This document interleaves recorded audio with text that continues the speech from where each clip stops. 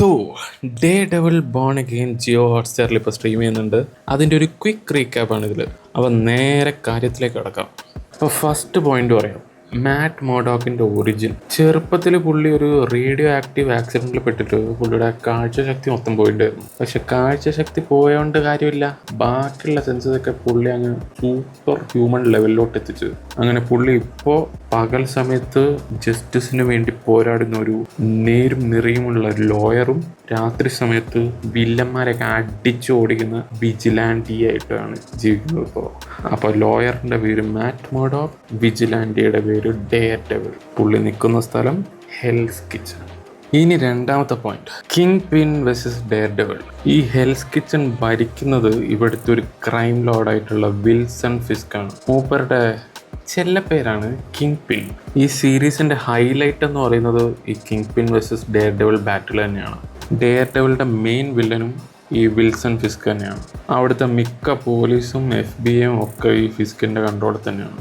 Dare ഡെവിളിന് വില്ലന്മാർ മാത്രമല്ല ആലൈസും ഉണ്ട്. Foggy Nelson ആണ് പുള്ളിയുടെ ബെസ്റ്റ് ഫ്രണ്ട്. പുള്ളിക്കാരൻ ഒരു ലോയറും കൂടിയാണ്. കാരൻ പേജ് ഒരു ജേർണലിസ്റ്റാണ്. പിന്നെ പുള്ളിയുടെ ഒരു ലവ് ഇൻട്രസ്റ്റും. ക്ലെയർ ടെമ്പിൾ പുള്ളിക്കാരി ഒരു നേഴ്സാണ്.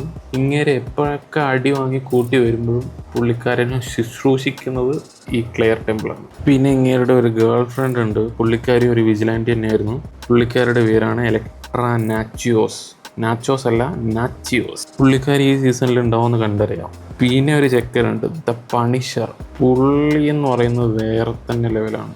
അടിച്ചങ്ങ് കൊന്നിട്ടേ വിടൂ.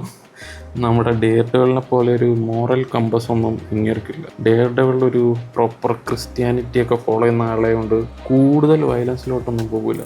ആൾക്കാരെ കൊല്ലാനുള്ള വയലൻസ് ഒന്നും പുള്ളി ചെയ്യില്ല. പേരിൽ ഡെവിൾ ഉണ്ടെങ്കിലും അത്രയ്ക്കൊന്നും വയലൻ്റ് അല്ല പുള്ളി. പക്ഷേ ഈ പണിഷർ എന്ന് പറയുന്നത് ഒരു ദയം ദാക്ഷിണ്യം ഉണ്ടാവില്ല, കൊന്നിട്ടേ പോവും. ഇനി നാലാമത്തെ പോയിന്റാണ് ദി ഹാൻഡ്. ഇമ്മോർട്ടാലിറ്റിക്ക് വേണ്ടി പൊരുതുന്ന ഒരു സീക്രട്ട് നിഞ്ച ഗ്രൂപ്പാണ് ദി ഹാൻഡ്. അവരുടെ മെയിൻ വെപ്പൺ എന്ന് പറയുന്നത് ബ്ലാക്ക് സ്കൈ ആണ്.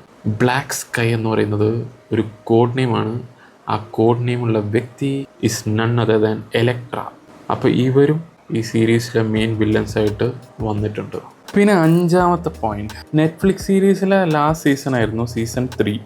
അതിൻ്റെ ക്ലൈമാക്സിൽ ഡെയർ ഡെവിൾ വന്ന് വിൽസൺ ഫിസ്കിനെ അടിച്ച് പരത്തി ജയിലിലോട്ട് പറഞ്ഞു വിടുന്നുണ്ട്. അതിനുശേഷം പുള്ളിക്കാരൻ പൊങ്ങുന്നത് ഹോക്കായി സീരീസിലാണ്.